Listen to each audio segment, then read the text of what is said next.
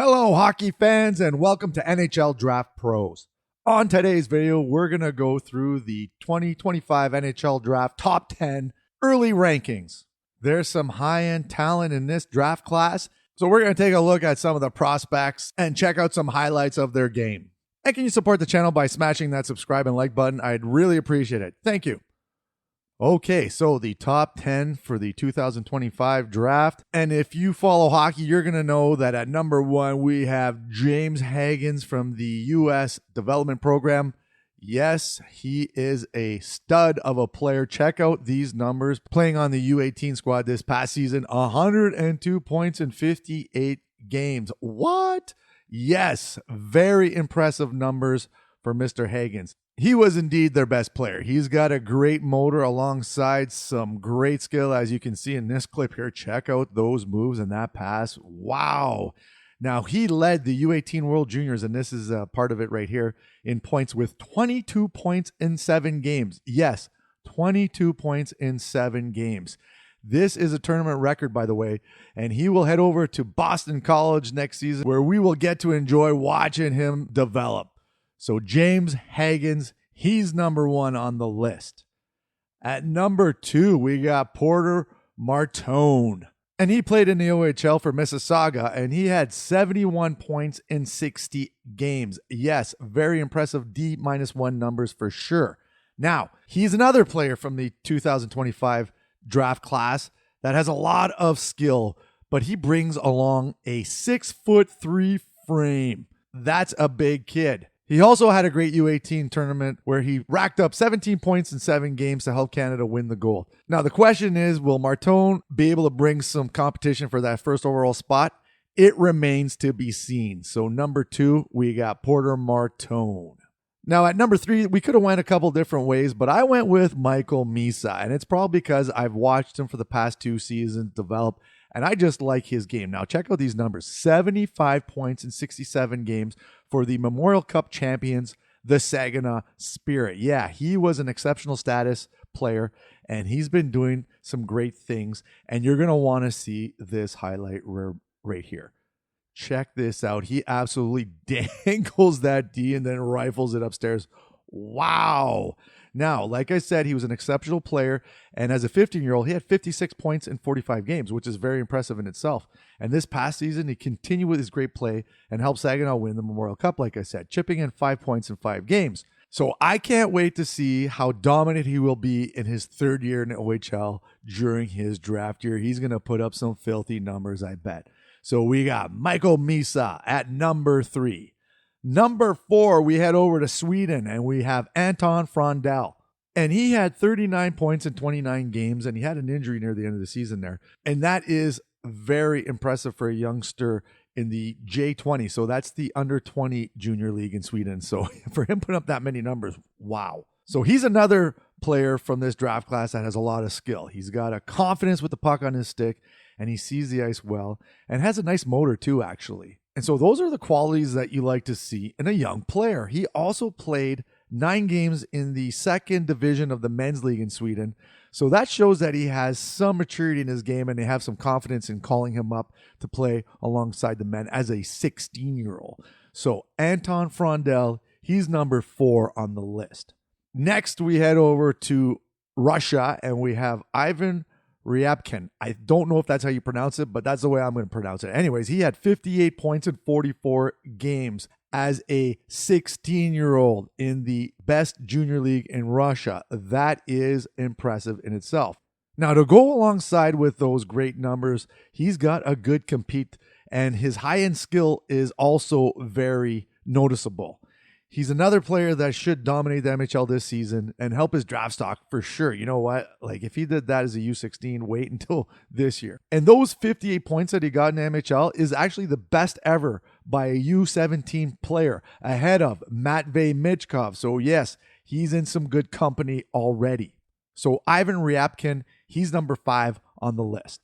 Moving along at number 6, we got Roger McQueen. And he played in the WHL this past season, and he had 51 points in 53 games. Now, the thing with McQueen is that he's a 6'5" center. and a 6'5" center who can skate well and has some nice offensive skills. So yeah, he's going to have some eyes on him for the 2025 NHL draft. Let me tell you something. McQueen has some nice hands and reads the ice well. And obviously, he uses his big frame to protect the puck. So those are nice intangibles that you like to see in a young player. Expect a big year in the WHL this season for sure for Roger McQueen. So he's number 6 on the list for now. Moving on, we have the first defenseman on the list, and that is Matthew Schaefer. And he played in the OHL for Erie and had 17 points in 56 games. So not some big offensive numbers, but you got to remember, he's a young player. And the thing with Schaefer is that he was the number 1 pick in the OHL draft, and he's had a pretty good season considering how young he was playing D in the OHL. Now, he's got good skills, some playmaking ability, and the big thing with Schaefer is that his skating is really nice. And you notice it in this clip here. He joins the rush. Actually, he kind of pinches up, and look at this. He's gone. He's gone. Gone to the races, and then wires one home. So, yeah, you know what? There's some things that he needs to work on overall, but I think that he's going to be a pretty decent two-way defenseman and hope to see some good development this year in the OHL. All right, at number 8, we got Jacob Wozniak. I don't know if that's how you pronounce his name, but that's what I'm going to say. And he had 50 points in 36 games in the U20 Junior Swedish League. That is some hefty numbers as a 16-year-old.